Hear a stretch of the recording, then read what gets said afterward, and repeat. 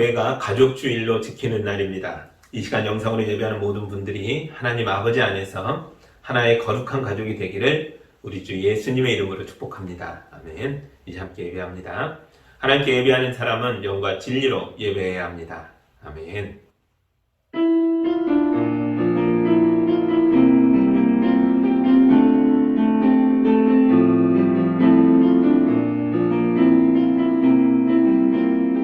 사랑의 하나님 아버지, 우리를 예배로 부르시고 아버지의 넓은 가슴으로 따뜻하게 품어주시니 감사합니다.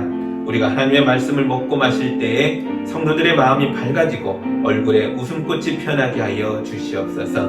예수님의 이름으로 기도합니다.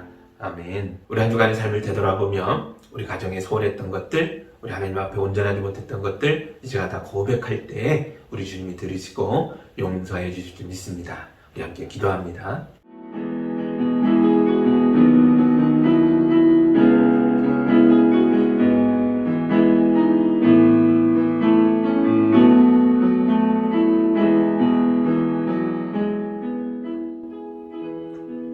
사랑의 하나님 아버지, 주님의 얼굴을 피하여 나무 그늘에 숨은 아담과 하와처럼 우리도 지난날의 잘못과 부끄러움 때문에 아버지를 향해 고개를 들지 못하고 있습니다.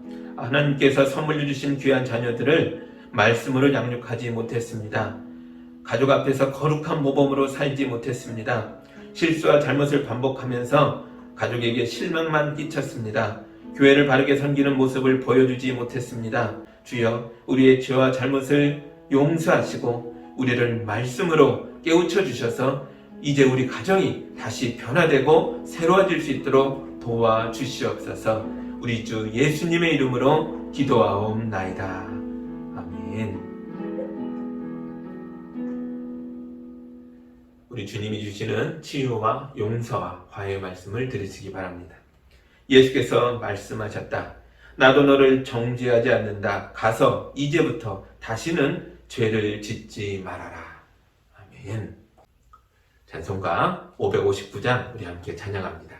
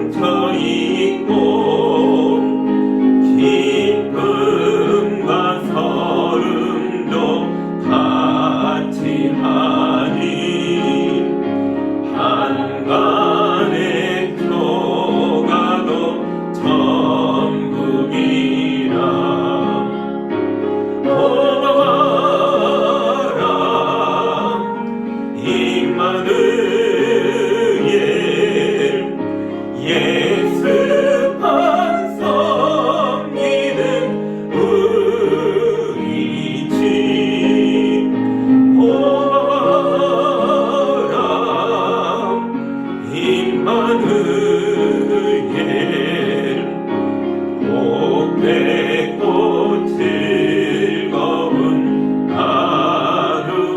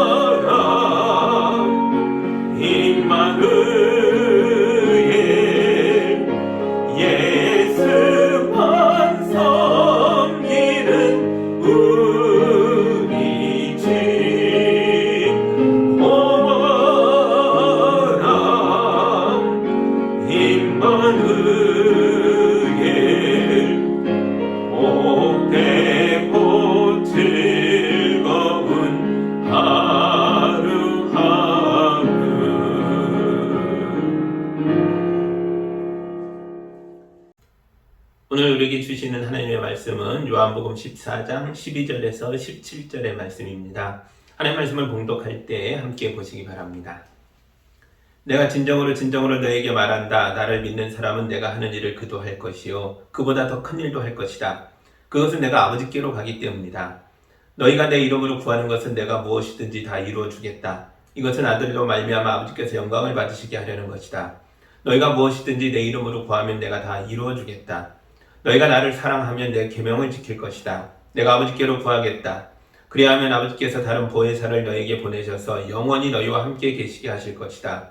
그는 진리의 영이시다. 세상은 그를 보지도 못하고 알지도 못하므로 그를 맞아들일 수가 없다. 그러나 너희는 그를 안다. 그것은 그가 너희와 함께 계시고 또 너희 안에 계실 것이기 때문이다.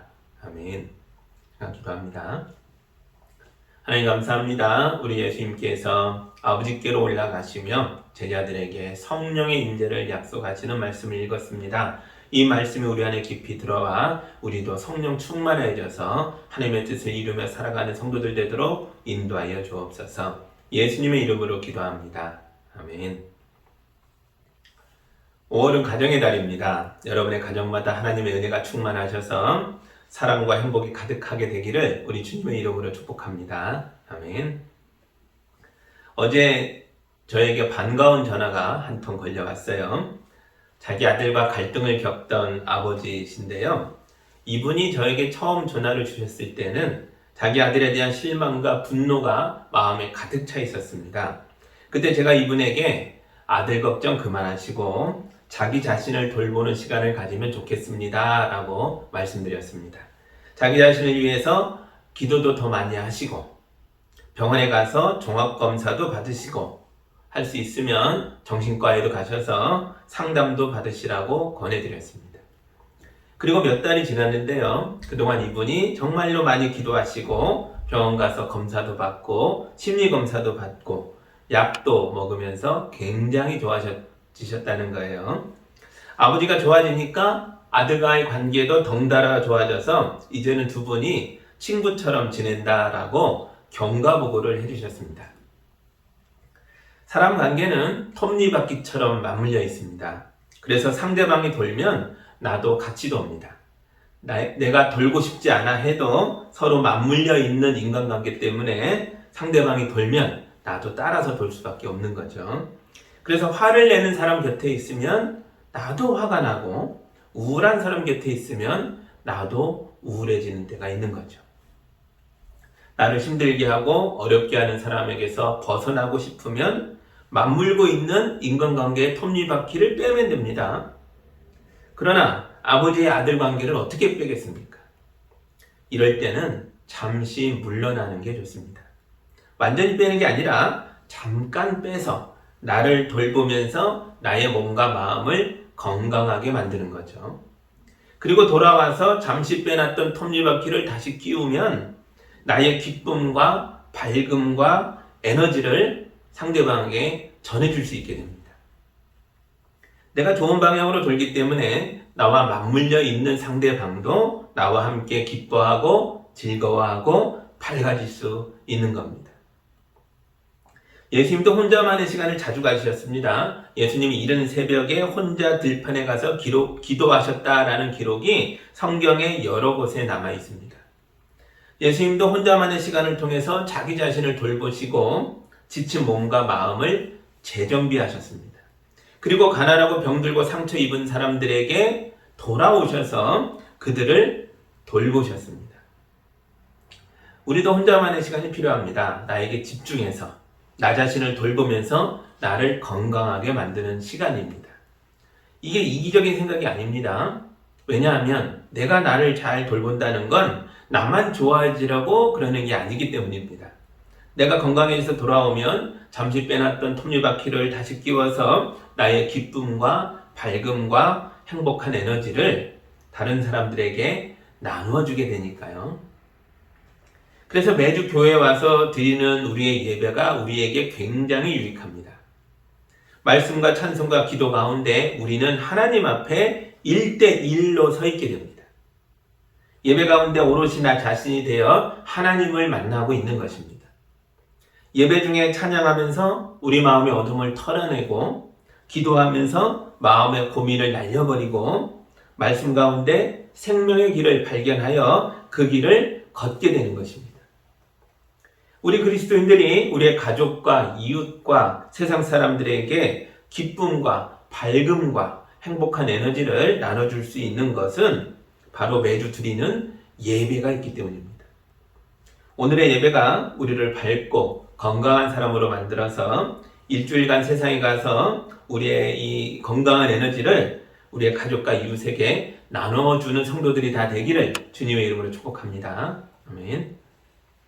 그런데 우리가 꼭 그렇게 좋은 것을 다른 사람들에게 나눠주는 삶을 살아야 되는 겁니까? 그냥 가만히 있으면 안 되나요? 나눠주는 사람이 돼야 합니다.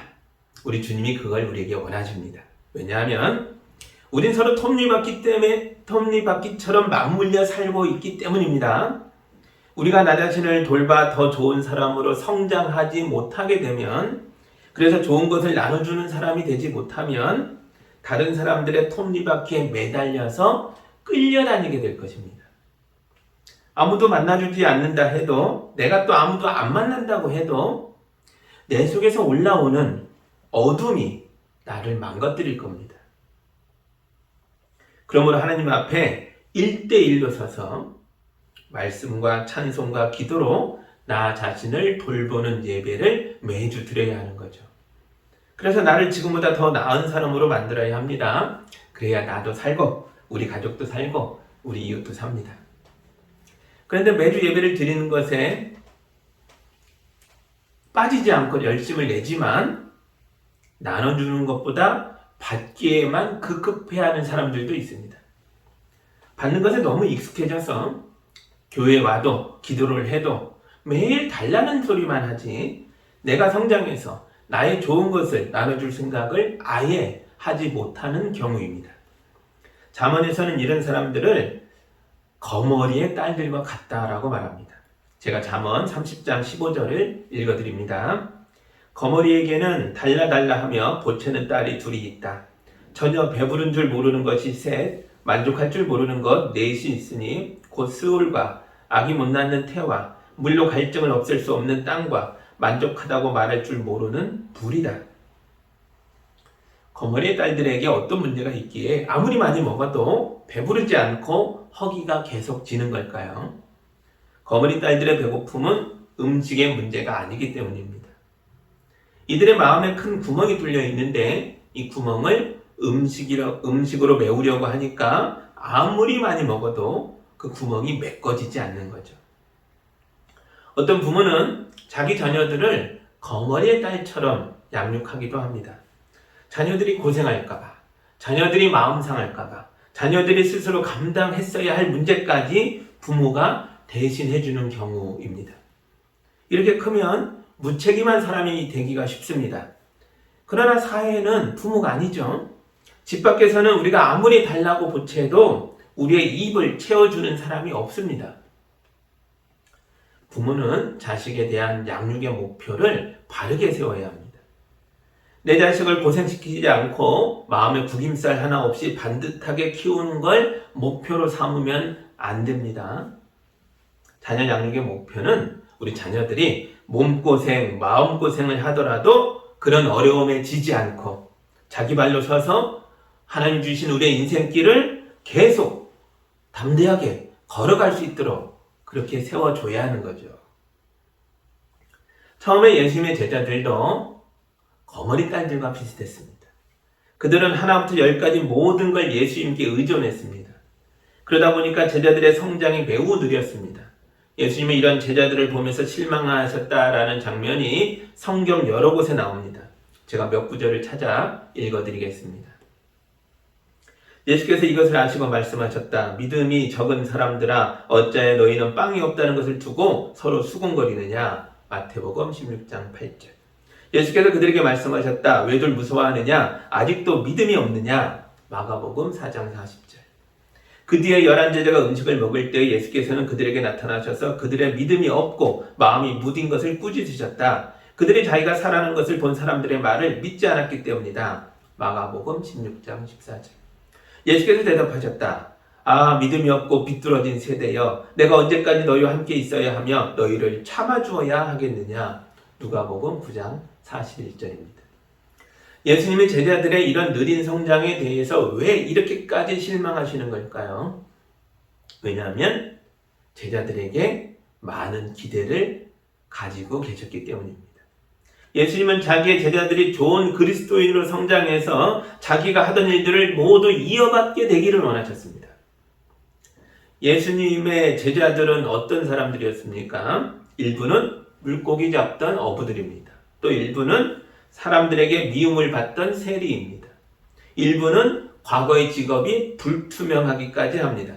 세상의 기준으로 보면 큰일을 할 사람들이 아니었습니다. 그래서 제자들 스스로도 자기들이 큰일을 할 수 있는 사람이라는 생각을 하지 못했던 것 같습니다. 이런 생각이 문제입니다. 이런 부정적인 자아상 때문에 노력을 안 하게 되고, 노력을 해도 쉽게 지치게 되고, 결과가 나오기도 전에 빨리 포기하게 됩니다. 쉽게 지치고 빨리 포기하고 자기들이 겪어야 할 고통과 연단까지 모두 예수님께 미루고 스스로 짊어지려고 하지 않았기 때문에 제자들의 성장이 매우 더디었던 것이죠.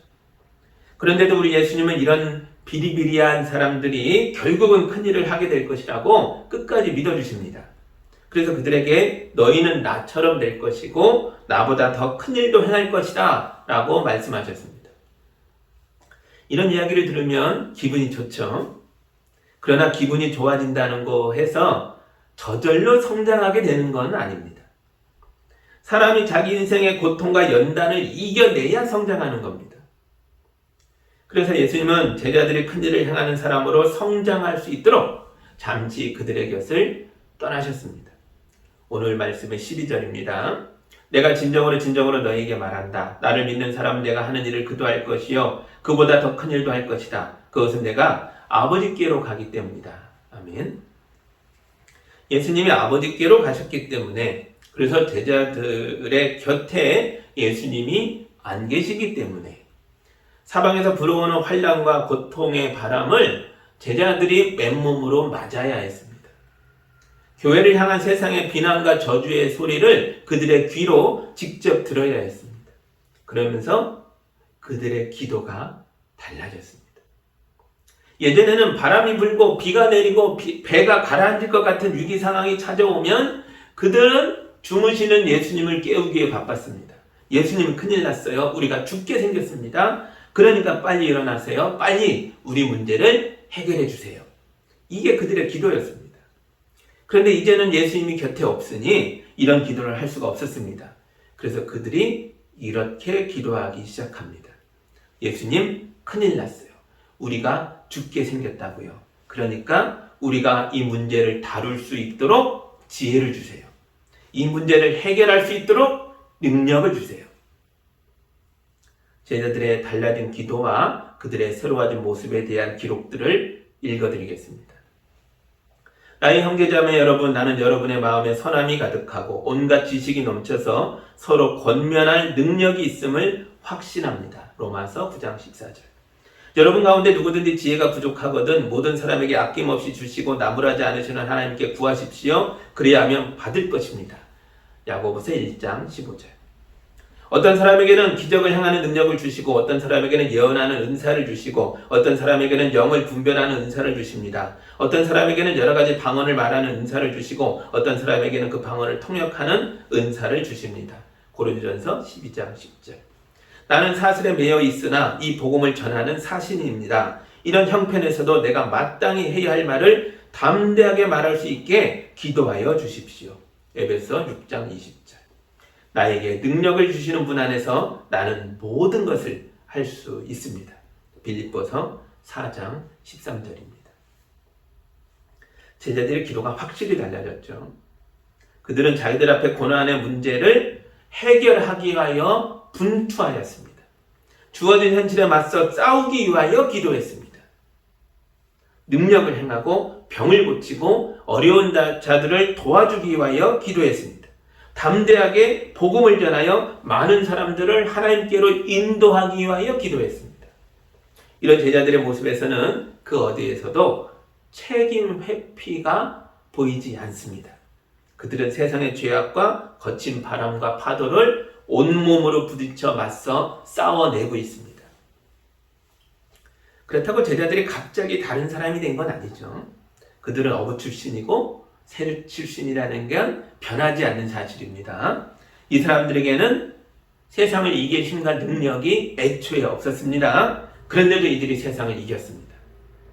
이들 속에 성령님이 임하셨기 때문입니다. 오늘 말씀 16절과 17절입니다.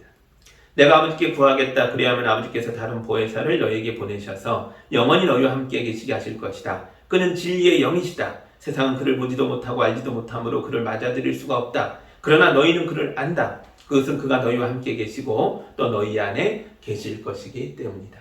아멘. 예수님이 아버지께로 가신 건 첫째, 제자들을 스스로 서게 하기 위함이었고, 둘째, 그들에게 성령을 부어주시기 위함이었습니다. 성령님이 우리에게 임하시면 예수님이 직접 복음을 전하고 직접 기적을 행하실 때와는 많이 다른 상황이 펼쳐지게 됩니다. 예전에는 예수님이 모든 걸 직접 하셨는데 이제는 성령님이 나를 통하여 능력을 드러내십니다. 그래서 연약한 우리의 손인데도 이 손을 얹고 기도하면 예수님이 하시던 기적이 일어날 것입니다. 어느한 우리의 입에서 선포되는 말인데 이 말을 듣고 예수님을 믿어 구원받는 사람들이 생겨날 것입니다. 아무 능력이 없는 사람들의 기도인데도 우리의 기도를 통하여 우리 가정의 문제가 해결되고 어둠이 물러가고 빛이 임할 것입니다. 이런 일들이 실제로 일어났다고 성경에 기록되어 있습니다. 예수님이 장애인들을 고치셨던 것처럼 베드로와 요한도 성전 문 앞에서 구걸하던 장애인을 잡아 일으켜 걷게 했습니다. 예수님이 죽은 사람을 살리셨던 것처럼 베드로도 또 바울도 죽은 사람을 살렸습니다.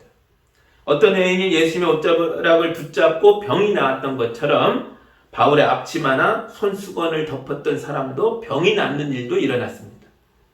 그리고 무엇보다 제자들이 전하는 복음을 듣고 많은 사람들이 예수의 이름으로 세례를 받아 구원에 이르렀습니다. 성령님은 겸손하신 하나님이십니다. 그래서 우리의 이름 뒤에 숨어서 일하십니다. 그래서 우리는 성령의 이름 뒤에 숨을 수 없습니다. 우리가 문제들 앞에 나서야 합니다. 우리가 손을 내밀어야 합니다. 우리가 입을 열어 말해야 합니다. 그래야만 성령님이 일하십니다. 그래서 우리는 성령으로 충만해지기 위하여 지금보다 더 많이 기도해야 하는 것입니다. 예수님은 제자들 곁을 떠나 아버지께 가심으로써 자기 뒤에 숨어있던 제자들을 세상 앞에 내세우셨습니다. 그러나 세상의 혹독한 바람 앞에 그냥 무책임하게 세운 게 아닙니다. 그들 속에 성령님을 보내셨습니다. 그래서 제자들은 예수님이 말씀하신 대로 예수께서 하신 일을 똑같이 행할 수 있었고 그 일보다 더 큰 일도 할 수 있었습니다. 여러분들 이렇게 세상 앞에 서십시오. 그러기 위하여 성령님의 임재를 바라며 많이 기도하십시오. 성령으로 충만하시기 바랍니다. 그리고 우리 자녀들도 이렇게 세상 앞에 세워야 합니다. 자녀들에게 기도를 가르치십시오. 믿음을 가르치십시오. 자녀들 하여금 성령님을 사모하게 하십시오. 주일마다 예배하며 하나님 앞에 1대1로 설 수 있도록 도와주십시오. 그러면 우리 자녀들이 건강하게 성장해서 그들의 입으로 복음을 선포하고 그들의 손으로 능력을 행하며 세상을 이기는 자들로 살게 될 줄 믿습니다. 여러분 모두에게 성령님이 충만하게 임하시기를, 그래서 당당하게 세상을 마주하며 모든 어려움을 극복하고 승리하는 삶을 살아가시기를 우리 주 예수 그리스도의 이름으로 축복합니다. 아멘. 기도하겠습니다. 하나님 감사합니다. 제자들 앞에서 아버지께로 가심을 말씀하시며 이것이 버려지는 것이 아니라 세상에 당당하게 나서 성령님의 능력으로 승리자의 삶을 살게 되는 길이라고 가르치셨던 말씀을 읽었습니다. 이 말씀이 우리 안에 깊이 박혀서 우리도 이 땅의 어려움에 숨는 자들이 아니라 예수의 이름으로 선포하고 성령의 능력으로 뚫고 나아가 마침내 구원을 이루는 삶을 살도록 인도하여 주옵소서. 성령님이시여 이 시간 모든 성도들을 위해 충만하게 임하여 주옵소서. 예수님의 이름으로 기도하옵나이다. 아멘.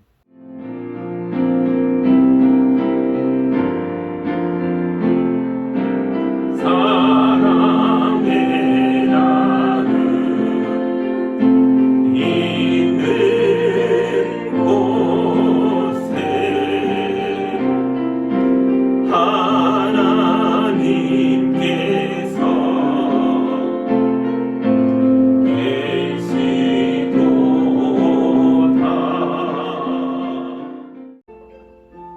하나님 아버지 감사합니다.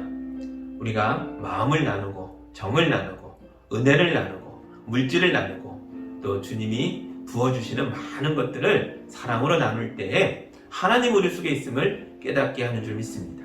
주님과 더불어 우리 가정이 하나님의 군대처럼 일어나게 하시고 세상의 모든 역경을 담대하게 물리칠 수 있도록 도와주시옵소서. 주님께 귀한 예물을 올려드렸습니다. 이 예물을 통해서 하나의 큰 가족인 교회가 건강해지게 해주시고 하나님의 역사를 이루어 나갈 수 있도록 힘이 되게 하여 주시고 우리 이웃을 돌보는 주님의 은혜가 될 수 있도록 도와주시옵소서. 우리 성도들 세상을 살아갈 때에 물질에 부족함이 없도록 하늘의 문을 여시고 성도들의 삶과 가정에 가득가득 은혜로 채워 주시옵소서. 예수님의 이름으로 기도하옵나이다. 아멘.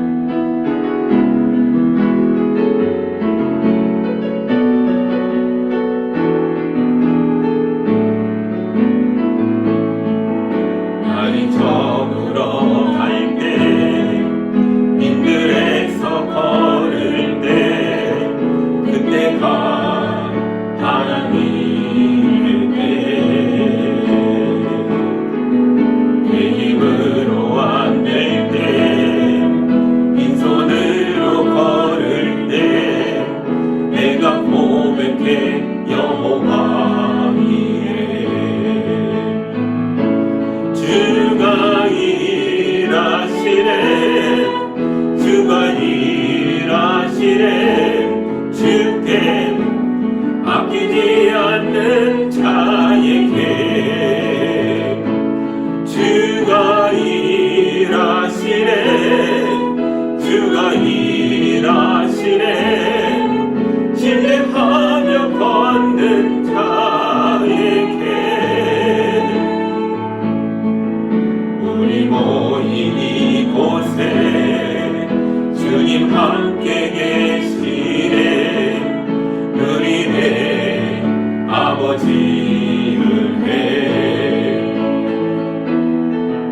전문 떡과 물고기 내 모든 걸 드릴 때 모두 고백해 여호와 이래 주가 일하시네 주가 일하시네 주께 아끼지 않는 자에게 주가 일하시네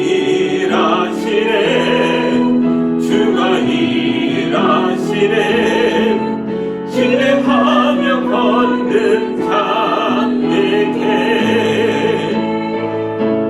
주가 일하시네 주가 일하시네 주께 아끼지 않는 자에게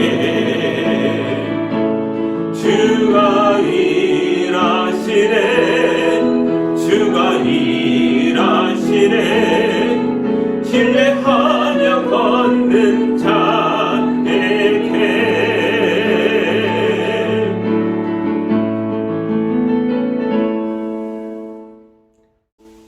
이제는 우리 가정의 참된 중심이요 회막이요 지도자가 되어주시는 예수 그리스도의 은혜와 우리의 참아버지신 하나님의 사랑과 우리 가정을 뜨겁게 끄어안고 인도하시는 성령님의 역사가 말씀에 아멘하고 내 가정의 지도자가 되어 하나님의 뜻을 향해 가족의 손을 잡고 믿음으로 나아가는 성도들 위해 이제로 지금까지 함께하기를 간절히 축원하옵나이다. 아멘.